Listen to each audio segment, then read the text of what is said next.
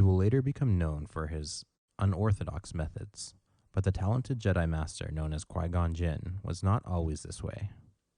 Before meeting the Chosen One and setting into motion events that would change the galaxy forever, Jinn was a teacher who struggled with his own abilities and views before he would come to challenge even the will of the Council, and instead follow the will of the Force. You are listening to the Star Lores Podcast.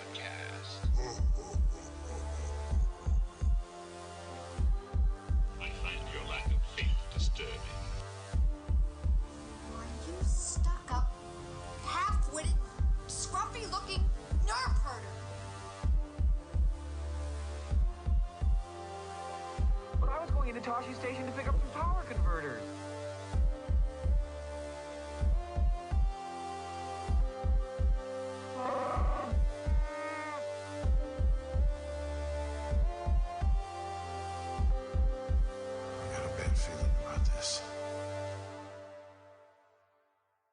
Aspiring Paragon.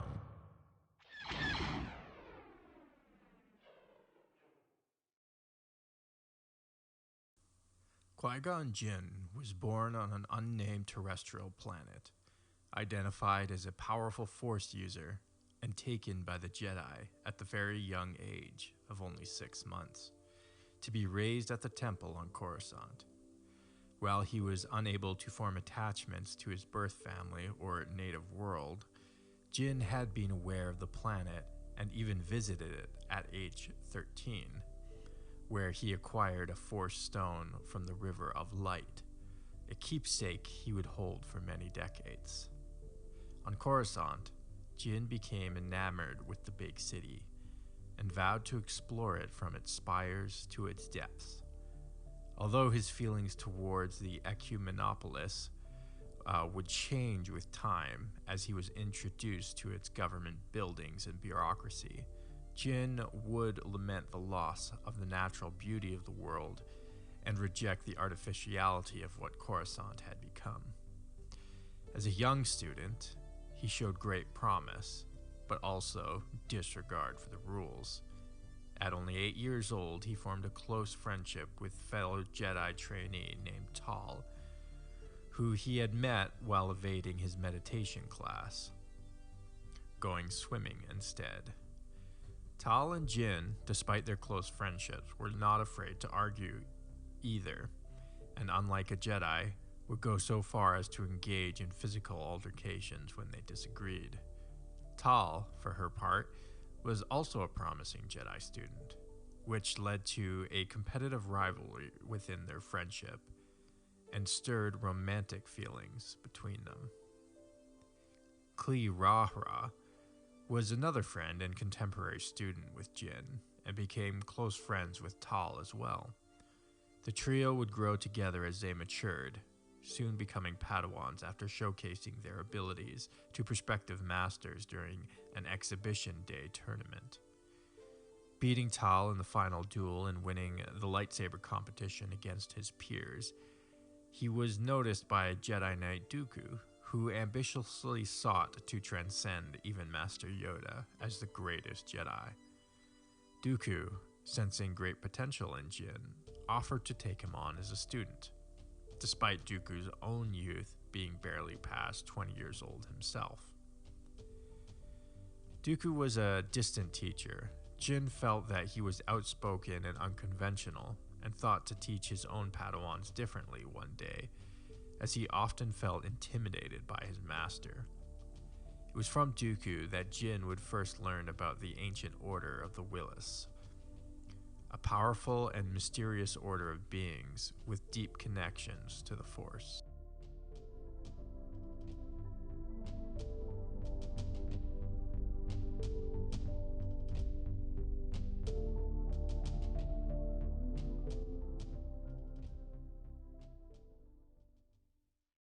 Teacher and student.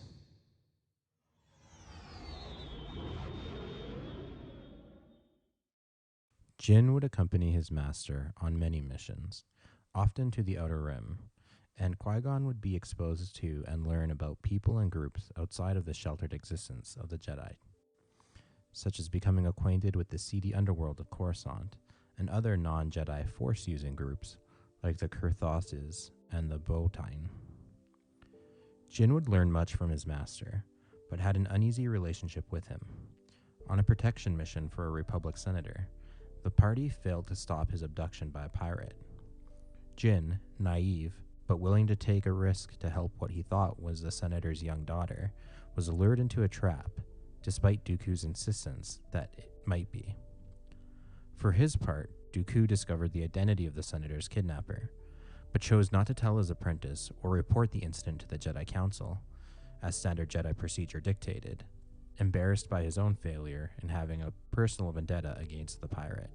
Dooku was driven to rectify the situation himself. Jinn could sense anger and frustration brewing in his master, but the two Jedi set out to save the senator. Qui-Gon again would lead with compassion, while his master was preoccupied with their missions of finding the pirate, ignoring the plight of a group of slave children they had encountered during their pursuit. And at least Jinn was able to talk to his master down from a confrontation that put the children's lives at risk, which led to the Jedi's own capture. While in captivity, Dooku revealed that the pirate had been a former friend and rival of his at the Jedi Temple, a failed trainee turned pirate criminal, Lorian Nod. The mission culminated in a lightsaber duel between Dooku and Nod, where Qui-Gon witnessed his master grow more and more angry while fighting his old rival. Dooku ignored his Padawan, who was still captured during his duel, becoming single-minded in his pursuit for his enemy. Winning the duel, but just barely being stopped from delivering a killing blow by his apprentice, Dooku and Jinn took the pirate and the senator who had feigned his kidnapping into custody and handed them over to the Republic.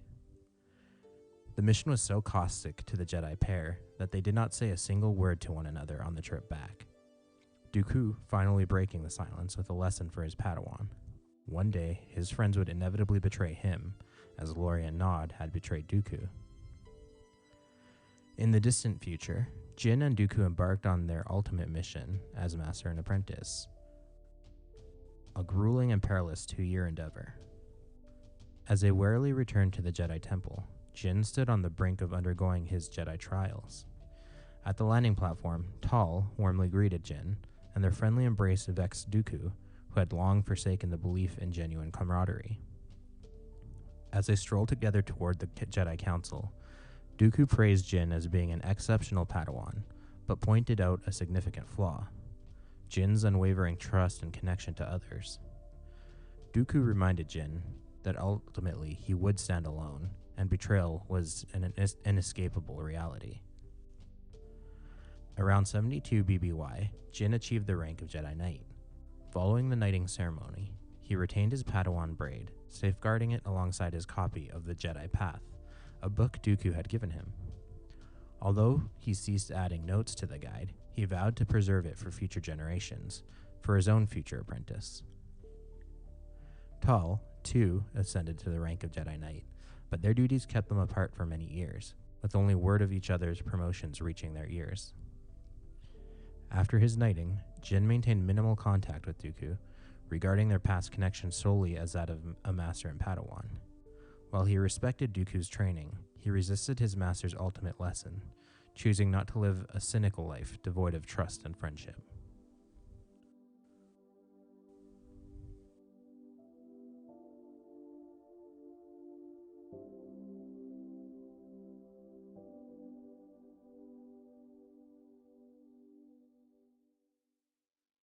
Student and teacher.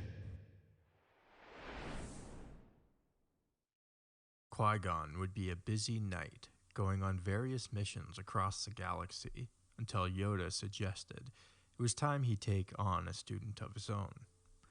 Jinn opted for a patient approach, choosing to reflect on his decision while undertaking solo missions for the Order. During his travels around 66 BBY, he stumbled upon a 3-year-old Force-sensitive boy from Telos 4, named Xanatos, the son of the planet's wealthiest man, Cryon. Jinn conducted a midichlorian count on the boy, revealing the child's potent connection to the Force. Despite his reluctance, Cryon consented to let his son undergo Jedi training, Jinn, after some hesitation, brought Xanatos to the Jedi Temple. The boy displayed remarkable promise as a student, but his headstrong nature and ambition led to frequent conflicts with fellow trainees, raising concerns from Master Yoda. Qui-Gon, however, saw these flaws as passing phases of childhood. As time went on, Jinn was drawn to Xanatos' creativity and technical aptitude, contemplating making him his Padawan. However, before a final decision, he embarked on one last mission, stopping on the barren world of Zekulai. While at a cafe, Jinn witnessed an argument between a local Zeku and a human, who turned out to be Tal, engaged in a game of sabak. Tal accused Zeku of cheating, leading to a tense confrontation. Jinn, cautious of disrupting Tal's mission, observed the situation unfold. She easily disarmed the Zeku and, noticing Jinn, joined him. They reminisced about their time at the temple, and he shared his contemplation about taking Xanatos as his apprentice. Tal cautioned him to weigh the decision carefully, believing that he and Xanatos might not be an ideal match. After their conversation, Tal resumed her mission and left the cafe. During Xanatos' training at the temple, Jinn took on Femor, a farmer's son, as his first Padawan. Jinn successfully guided Femor to become a Jedi Knight, earning himself the rank of Jedi Master. In due time, he accepted Xanatos as his second apprentice, investing several years in their training. They engaged in numerous missions, including taking on pirates and would-be warlord tyrants in the Outer Rim, missions alongside Tal, and a trip to Ilum, where Xanatos would claim rare and valuable Adegan crystals for Xanatos' lightsaber. Jinn took immense pride in Xanatos' lightsaber skills and force mastery, which almost matched his own. He couldn't help but feel that Yoda's reservation about his apprentice were a subtle challenge to his judgment. Following their successful mission to stop the tyrant, Xanatos effortlessly passed preliminary Jedi tests, paving the way for his knighthood. During a training duel at the heart of the Jedi Temple, Xanatos and Jinn were joined by Femor, Jinn's first Padawan. In a surprising turn, Xanatos outmaneuvered Jinn, leading to a clash of egos and a need for Jinn to reprimand his impulsive apprentice. After Femor left, Tal arrived and informed them about their new mission to the Telos system, where Xanatos' homeworld, Telos 4, was on the brink of civil war. Accompanied by Tal and another Padawan, Orikin Tamarik, Jinn and Xanatos headed to Telos. While piloting their transport, Jinn shared his concerns about the severity of the situation, considering that the Council had sent 2 masters for the mission. Tal revealed her purpose for joining the mission, hoping to find ancient Jedi Civil War era holocrons on Telos. Qui-Gon, in turn, mentioned his heightened connection to the Force at significant Jedi historical sites, similar to Tal's experience. Upon reaching Telos, their transport was attacked, leading to a crash landing under assault from rebel forces. Qui-Gon and Tal defended themselves with lightsabers, while Xanatos struggled due to his misplaced weapon. Cryon, Xanatos' father and Telos' governor, intervened, aiding the Jedi in defeating the attackers. After the skirmish, the governor welcomed them to Telos, stirring complex emotion in Xanatos. The insurgency and instability on the planet grew to hostility, broke out into continued violence. This strained Jinn's relationship with his Padawan, as he was forced to confront his personal connections to Telos while trying to navigate the dispute as a Jedi. Things came to a head when Xanatos' father Cryon was found to be directly responsible for inflaming the insurgency in hopes of pinning it on off-world interests and centralizing his own power over the world as governor. As the situation devolved into further violence, Qui-Gon was forced to kill Xanatos' father, who was threatening the life of Tal's apprentice, Tamarick. Filled with rage, Xanatos fell to the dark side and attacked his master. They dueled with their lightsabers, but the fight was soon joined by a crowd of rebels and citizens who broke into the palace after killing and capturing the guards and carried away Cryon's body as a bloody trophy. Just before this, however, the Padawan took his father's ring and burned his family crest into his own cheek before melting into the crowd of citizens and revolutionaries, suddenly disappearing. Jinn was distraught over the loss of his Padawan, and the events of Telos neglecting to tell the council of what happened until much later. He also lied about Xanatos' ultimate fate, claiming the apprentice had died in the struggle.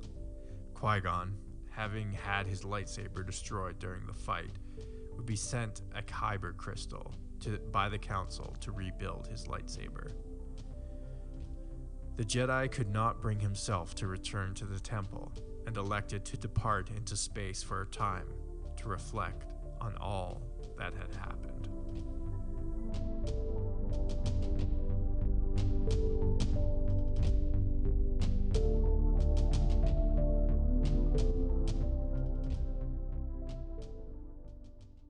Secrets of the Divine. Finally returning to the temple, Qui-Gon was overcome with grief and assumed responsibility of the failure of teaching Xanatos.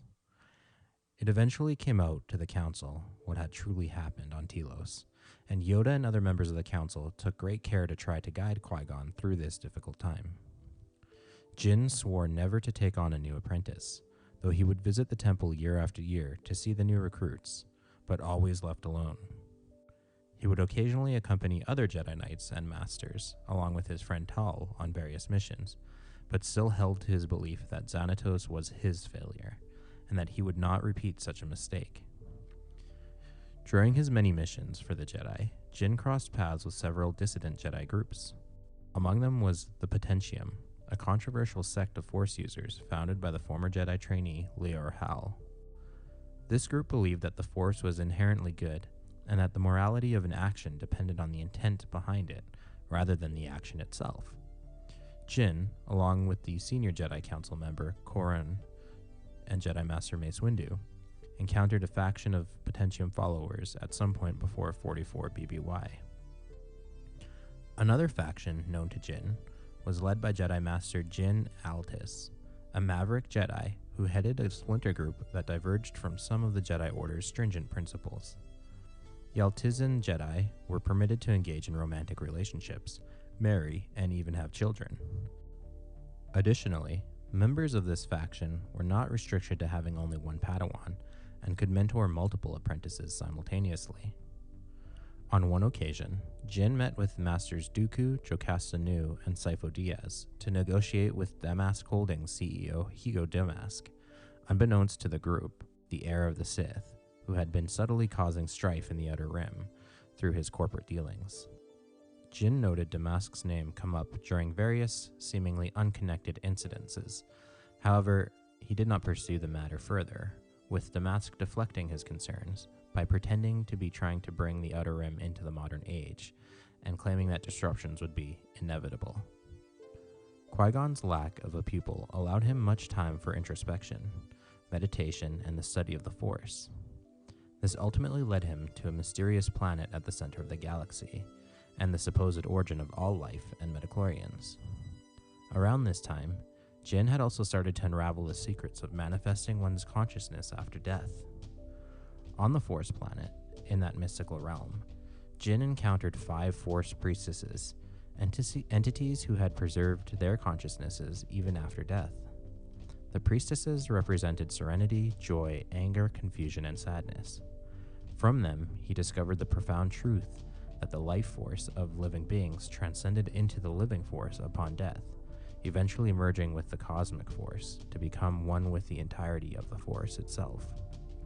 This intricate connection between the living force and cosmic force allowed individuals to maintain their awareness and manifest in a physical form after death. The Force priestesses recognized Jinn's worthiness to grasp the secrets of eternal life, and in secrecy, he embarked on his training to fully unlock these mysteries. To deepen his understanding of this ancient art, Jinn sought guidance from a shaman of the wills. Under his mentor's tutelage, he learned that achieving eternal consciousness demanded absolute selflessness, a profound lesson that furthered his mastery of this enigmatic knowledge.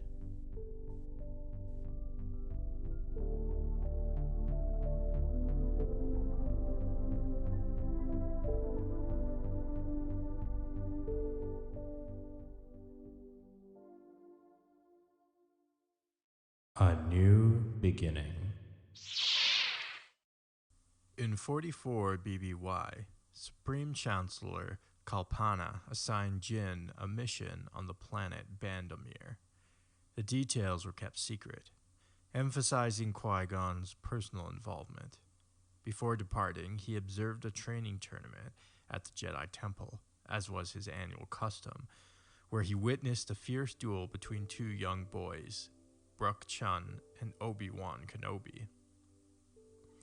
Kenobi emerged victorious, but displayed an aggressive fighting style that raised Jinn's concern. After the duel, Kenobi approached the Master, desperate to become his Padawan before his impending transfer to the Agricultural Corps, seen as a mark of failure among Jedi trainees, as he was soon to age out without being chosen by a Master for further training.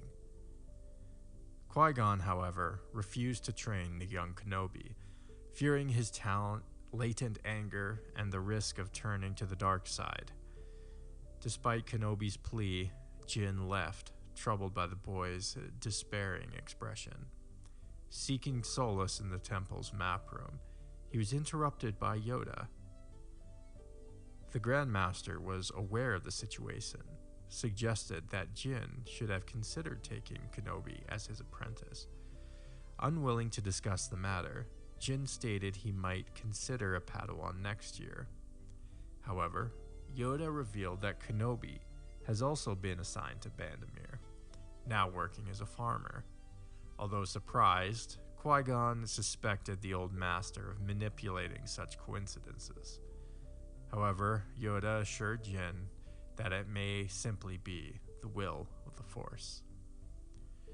Despite not being a master and apprentice, circumstances forced Kenobi and Jinn to work together while aboard a ship on the way to their destination. The large transport was called Monument, and was occupied by rival mining organizations that would sabotage one another's affairs.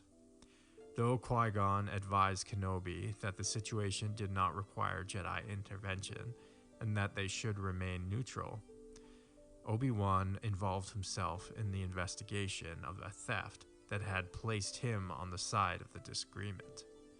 During a pirate attack on the ship, Qui-Gon was gravely wounded. Fighting the pirates and Kenobi had led the miners in repelling the attack. After the pirates had been fought off, Jinn, concerned about Kenobi's state of mind due to the brutality of the battle, asked him if he had felt fear or anger during the struggle. Obi-Wan admitted that he had felt both. However, what drove him to kill the pirates was neither emotion, but the protection of the miners on the ship, and their deaths were lamentable. This surprised Qui-Gon, who had expected the same anger and fear that caused Xanatos to fall might rear its head again in a new student, but did not seem to manifest in Kenobi, despite his baser emotions.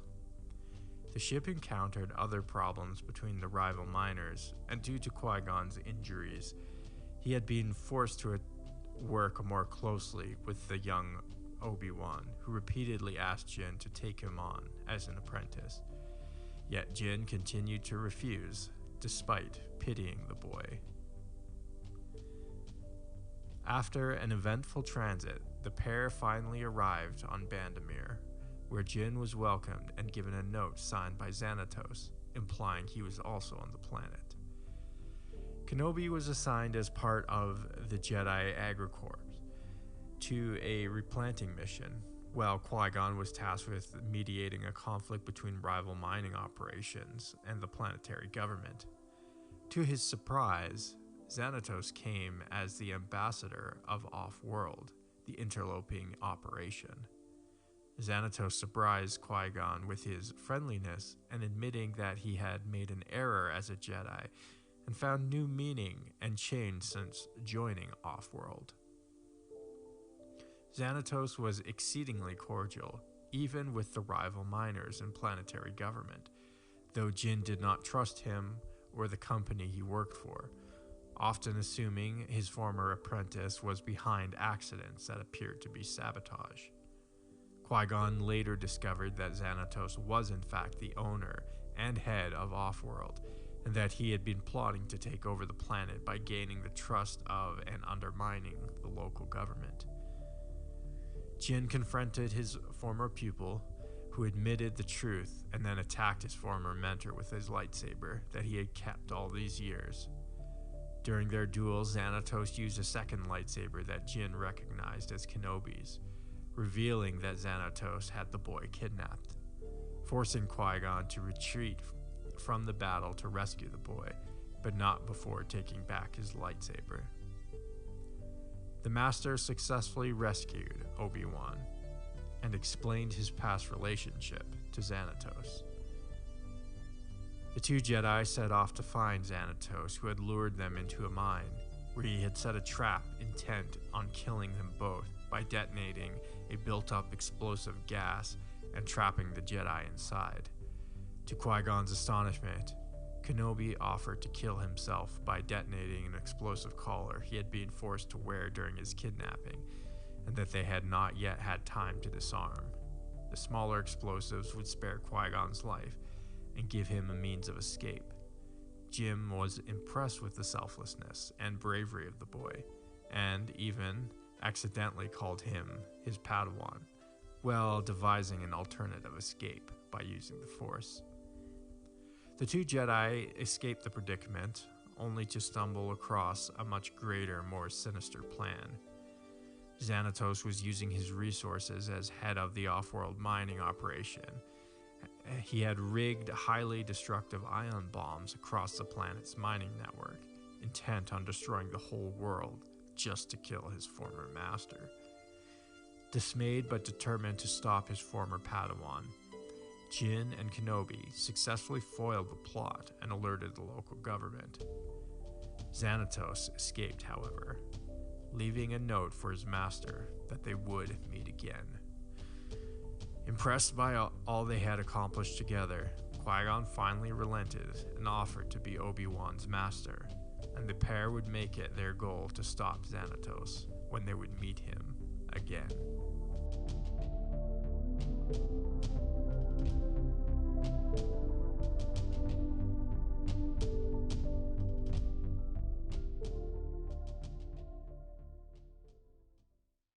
Lost and Found.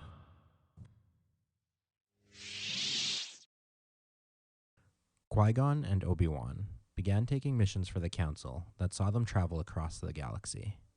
From overseeing and securing peaceful elections and transitions of power of planetary governments to fighting crime syndicates. On the planet of Melita, also known as Dan, which was locked in an unceasing multi-generational civil war, Jedi Master Tal had initially been sent to the world to attempt to broker a peace. However, she was captured, and Qui-Gon and Obi-Wan were dispatched to save her and resume the attempted peace mission. The situation quickly devolved, however, and Jedi Master Tal was severely injured, forcing Yoda to recall the Jedi to Coruscant to have Master Tal treated. Despite their orders, Obi-Wan had ingratiated himself with a group of rebels to such a degree that he insisted on staying behind to fight with them. Jinn ordered his pupil to leave with them back to Coruscant, or leave the Jedi Order. Kenobi turned his lightsaber over to Jinn, who was deeply wounded by the loss of his new apprentice, and left with Tal back to Coruscant. Returning to the temple, feeling betrayed once again, Jinn vowed to never take another Padawan. Counseling with Yoda, Jinn was informed that perhaps Kenobi was not wrong to stay in the fight, as their side had won the war and were finally putting together a functioning government. Despite this, Jinn had been tasked by the Council to investigate a series of thefts around the temple and had been partnered with Tal, who was still recovering from her injuries and was now permanently blind. As Tal learned to adapt without her sight, healing her physical wounds, Jinn tended to the emotional wounds of the loss of Kenobi. The thefts escalated to vandalism and threats, however the perpetrator had not yet been found, putting the temple on high alert. It was eventually discovered that the chaos had been caused by a disgruntled Padawan. Shortly thereafter, Yoda had given Jinn a holographic message sent from Kenobi. The situation on Melita had begun to devolve again, and forces had begun to wind up for another war. One of Kenobi's friends that he stayed behind to help protect had been killed, and with this spiraling situation, Obi-Wan pleaded for help from his former master, as he was lost and did not know what to do.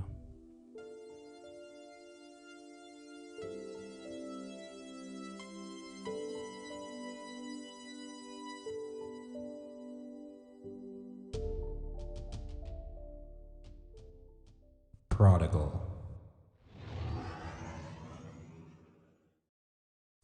Qui-Gon, feeling empathy for his wayward student and realizing he may have erred in giving his ultimatum, raced back to Melita to help his Padawan navigate the uncertain future. Jinn helped Obi-Wan unravel his predicament and renegotiated a peace between the warring parties. Before departing, Obi-Wan asked if Qui-Gon would take him back as an apprentice. However, Jinn was hesitant, saying that it would remain to be seen. As they prepared for their return, the pair received a distressing message. The Jedi Temple had been attacked, and an attempt was made on Master Yoda's life. They arrived to find the temple at maximum security with roving patrols on lockdowns in effect. Movement required extensive security and identity checks, including retinal scans and biometrics. Jinn and Kenobi were briefed by the Council that there had been a bombing, and the prime suspect had been the disgruntled Padawan that Jinn had previously identified as the vandal and thief, Chun. At the same time, they put restrictions on Kenobi, as he had not yet been reinstated as Jedi, and was sent to his quarters and had limited movement around the temple. Jinn undertook the investigation once again, partnered with Tal. However, as the investigation progressed, Yoda suggested that Qui-Gon not refuse Kenobi's help should it be offered, despite the Council's ordinances. Acts of sabotage and vandalism continued. Kenobi had snuck by temple security to follow Jinn discreetly to try and help unravel the mystery. However, Qui-Gon soon caught on that and allowed Kenobi to help him openly. The Jedi Master soon deduced that Chun had help from an outsider, and that the outsider was none other than his former apprentice Xanatos. It was soon after discovered that Chun had come from an influential family on Telos, and Xanatos had used the connection to manipulate the young Jedi. Disgruntled, Chun had also been rejected as a potential Padawan by Jinn during his many visits to the temple competitions, and had found himself in league with Jinn's fallen apprentice. Kenobi and Qui-Gon finally located Xanatos by the temple's water system, and the Jedi began to duel, carefully not to touch their blades to the water, as they were not waterproofed and would short out. Xanatos attempted to escape, but became trapped inside the temple with the heightened security. Kenobi soon after discovered that Xanatos was receiving help from someone else in addition to Chun, and it was shortly discovered that Tal's assistant droid that she had been using to help her since she had been blinded had been used as a spy for Xanatos. It was discovered that Off-World Mining Corporation had been bankrupted, and the Dark Jedi sought to plunder the temple to fund the fledgling corporation, and that Jinn had not, in fact, been his primary target. though he would no doubt take his chance at killing his former master if given the opportunity. In a desperate attempt to escape, Xanatos kidnapped another Jedi apprentice and threatened her life in exchange for being allowed access to a speeder for escape. Qui-Gon and Kenobi were able to bait Xanatos and Chun out of hiding and ambush them as soon as they revealed themselves. Jinn dueled his former apprentice while Chun went after their hostage, but was followed and intercepted by Obi-Wan, who dueled him in turn. The Dark Jedi made his escape attempt during the duel, but Jinn pursued him up to the council chamber and out a window where Xanatos leapt onto a passing air taxi, making his escape. Chun, however, would be killed in his duel with Kenobi, not by Obi-Wan's hand, however. The boy lost his footing as they dueled, and he plummeted to some rocks that ended his life, sparing Obi-Wan the trauma of killing a former Padawan. A young man himself, however, ending the duel just the same. Qui-Gon and Obi-Wan quickly ran back to the temple to undo a final trap laid out by Xanatos that would have destroyed the whole temple. At the conclusion of the crisis, Obi-Wan sought to restore his status as Jedi, but instead was granted a probationary period, which Obi-Wan accepted. Jinn requested to the council that he be allowed to pursue his fallen apprentice, and the council advised that he not be the one to do it, due to the personal risks involved because of their previous relationship. Despite the council's advice, Jinn was determined to deal with Xanatos, as he felt it was his responsibility to do so. Obi-Wan also offered to join Jinn in the pursuit, which the council did not approve of, but relented nonetheless.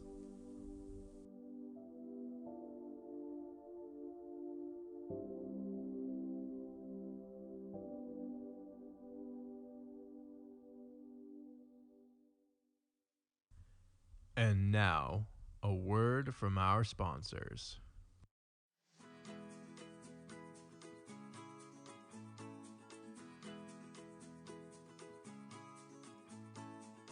Mineral extraction is dangerous work, and with high risk, you should be able to trust your contractor. Mine collapse, rockfalls, and gas buildup and explosions are all common risks that can be even more dangerous with an inexperienced mining company. Off-World Mining Corporation boasts best-in-class safety ratings and rated #1 for environmental impact. Note, results of environmental impacts vary. Contact your local Jedi Agri-Corp for remediation. Here at Off-World Mining Corporation, we put the trust back in mining.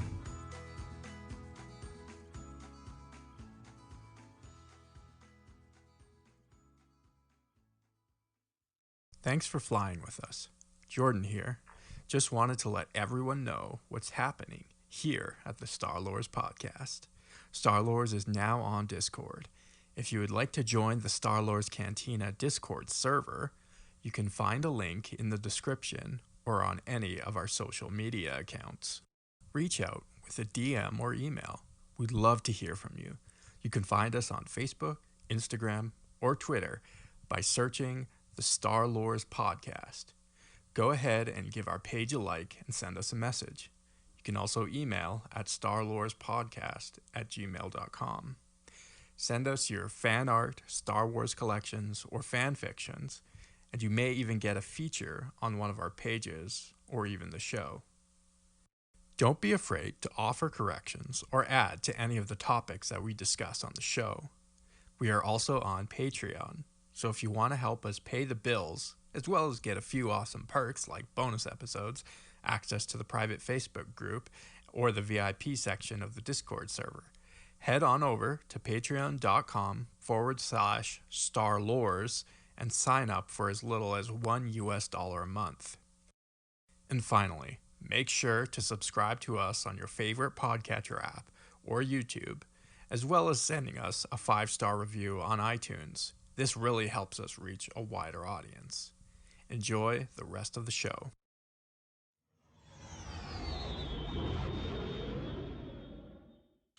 Welcome aboard the Millennial Falcon. This is Christian, This is Jordan. and we are currently orbiting over Qui-Gon's homeworld, which is yet to have a name. Indeed. At least in Legends. Question. Yes. How many Star Wars adventures start with our ship got attacked? I feel like almost every single one. Pretty close, yeah. And maybe that's a bad omen because I don't want the Millennial Falcon to get attacked. To suffer the same fate. Yeah. We've been attacked a couple of times. Mostly by wildlife, but I'm sure there's roving pirates and mercenaries out there looking to cash in on our cruddy ship. So Yeah. Maybe some Korgs or something. porgs. Yeah. Today we're talking about Qui-Gon Jinn. What are your initial feelings towards the character? Oh, I love Qui-Gon. Yeah, Yeah. he has a decent reputation in the fan community. Even back when Episode 1 got released, Qui-Gon was one of the listed as one of the redeeming qualities of the Phantom Menace. Yeah. And I feel like people, in retrospect, say there's a lot of redeeming qualities of the Phantom Menace, almost like it's a good movie. Like, all the redeeming qualities seem to add up. It's like, okay, yeah, like, Anakin's, like, dialogue wasn't great, and, I'm blanking on his name now. Fishy dude, that's, Jar Jar Binks. How can you forget? Yeah, Darth Banks, obviously wasn't great. But, like, other than that, like, there's a lot of solid characters in the movie. There's a lot of, like, cool elements that they kind of put into the lasting film. elements, too. Yeah. And Qui-Gon is one of them. Yeah, absolutely. On that note, one of the accusations that gets leveled at Episode 1, and I think we even referenced this during our Episode 1 review episode, is that Episode 1 lacks focus, and we don't know who our main protagonist is supposed to be.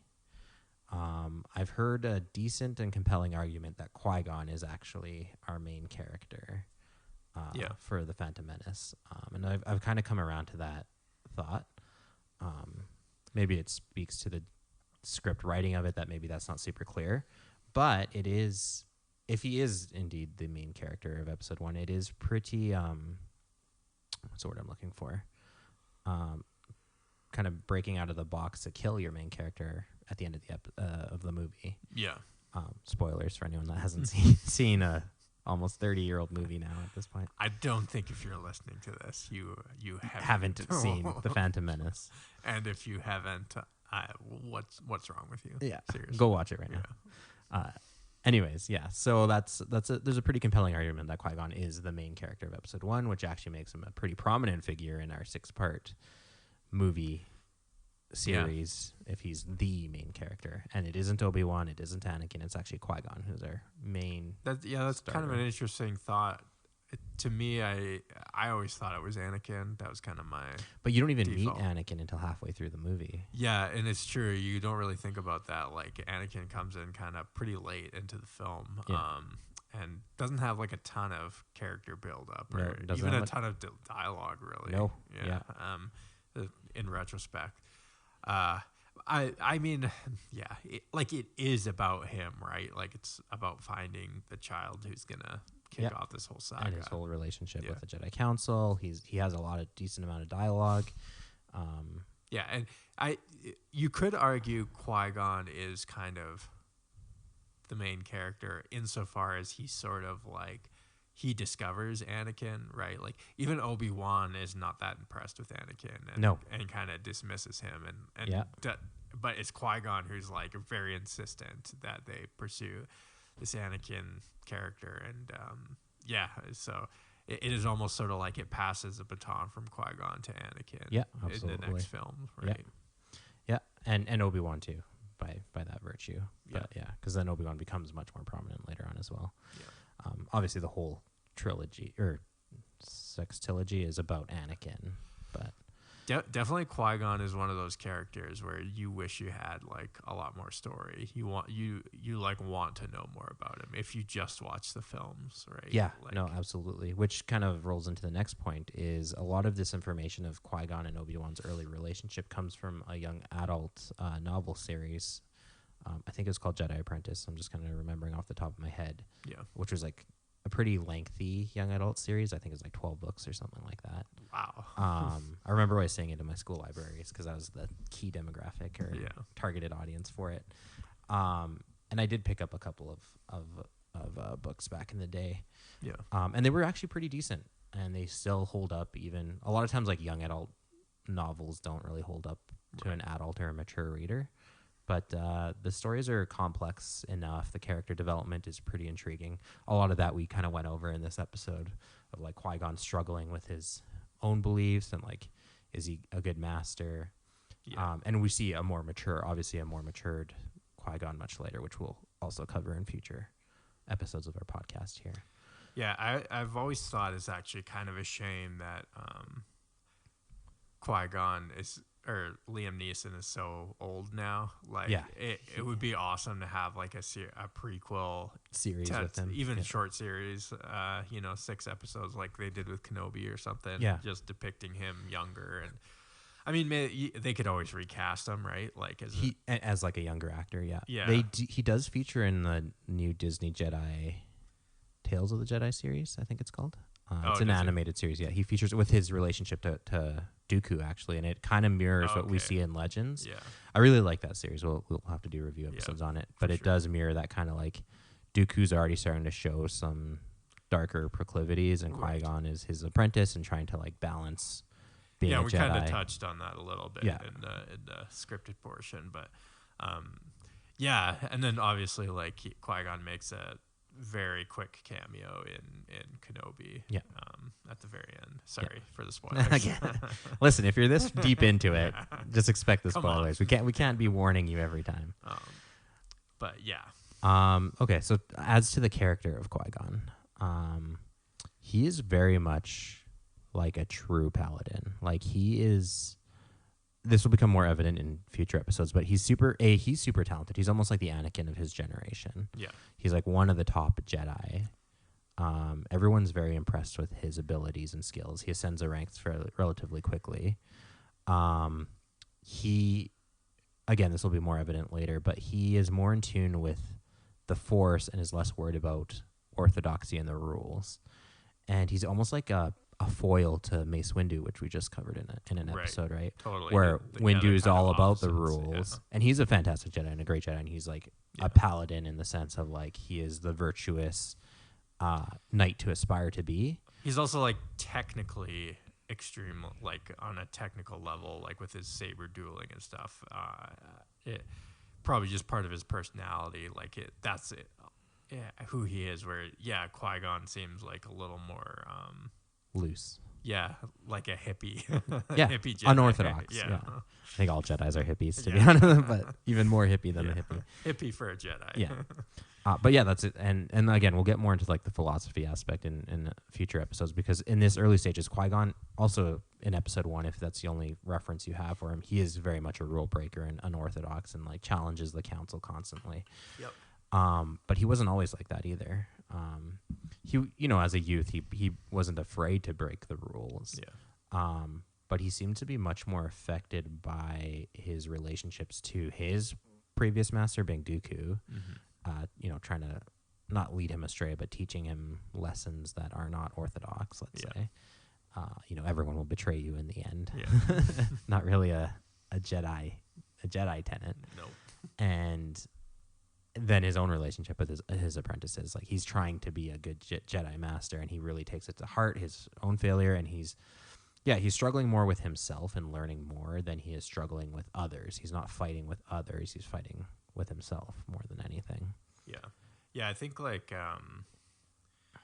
he's actually like a pretty complex character. I think even in his depiction in episode 1, like he's not just like he's someone who like struggles with himself and like is at odds with the Jedi Council, right? And like ultimately gets killed by Maul.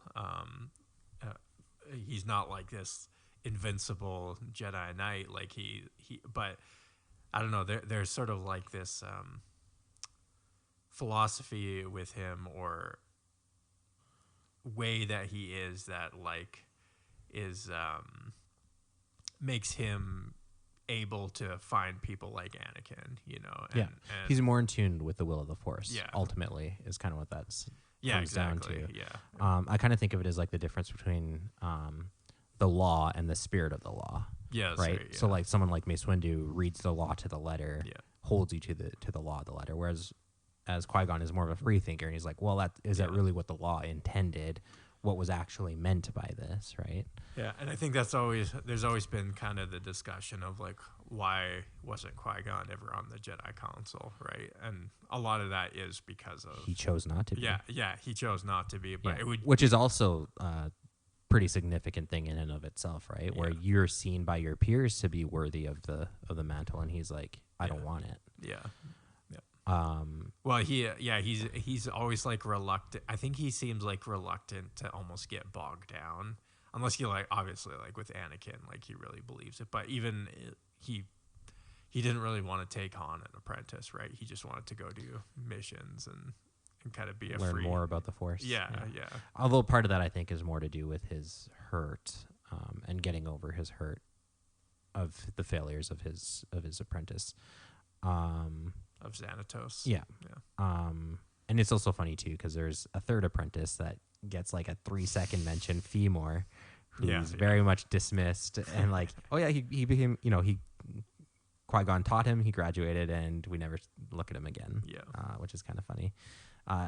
Some of that comes from canon conflicts early on, where they different works disputed Qui-Gon's first apprentice, if it was Xanatos or another guy. So this was kind of the reconciliation is, he trained him to Jedi Knighthood, and then we don't really ever interact with him later. Yeah, for sure. But he's out there somewhere, I'm sure, unless he got Order 66. Anyways, the other thing too about Qui-Gon's ability is that he's the first one to become a Force ghost and actually learn these deep secrets of the Force. He's the first one? Within like the group of Jedi that we know from his era. Oh, okay. Yeah. But he goes to the Force world at the center of the galaxy. He gets taught this deep knowledge. Like he teaches Yoda and Obi-Wan. He teaches Yoda this skill. So again, that speaks to Qui-Gon's ability and natural proclivity for the Force. Yeah. I had another thought in that line, and it totally just escaped me. But despite all that, so we do see Qui-Gon also. I know I said earlier that he's not quite like the rogue that he becomes later, but we do see through his first tutelage through Dooku, kind of his exposure to unorthodox thinking, but also in a lot of his missions and stuff, he does encounter a lot of other Jedi groups and Force users that aren't Jedi. So I think that also contributes to him broadening his views of the Force, right? Is it strictly light and dark? Is there a little more nuance there? Yeah. There's a whole discussion about Great Jedi we can have, but we're not going to have it now. Yeah, I mean, definitely it's a lot like the Catholic Church, right? Like the Jedi needed to be reformed. There's a lot of listeners that might dispute with you on that point, but yes. Yeah. Hey man, like Luke's New Order, he's a reformer. Yeah. Yeah, he nailed his new Jedi code to the to the wall of the Jedi Temple. Yeah. Anyways, Qui-Gon, his relationship with Xanatos also is a little bit of a kind of foreshadowing of Obi-Wan's own relationship with Anakin. Right? Yeah, totally. Classic master apprentice falls to the dark side.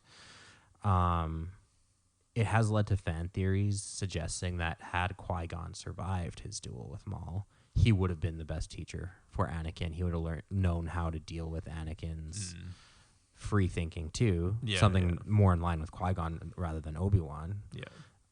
And he would not have fallen to the dark side. So it could have been the will of the Force that Qui-Gon actually train Anakin, the chosen one. Yeah. And you have the smoother progression and inheritance of knowledge and wisdom, and then Anakin actually fulfills his role as a chosen one without the whole side quest of turning into Darth Vader and destroying half the galaxy.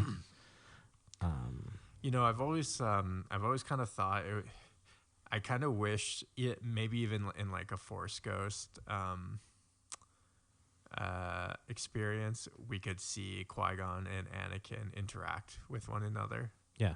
Just so, because like Qui-Gon was like a very big part of Anakin's life, like incredibly instrumental in changing the course of his like entire destiny without.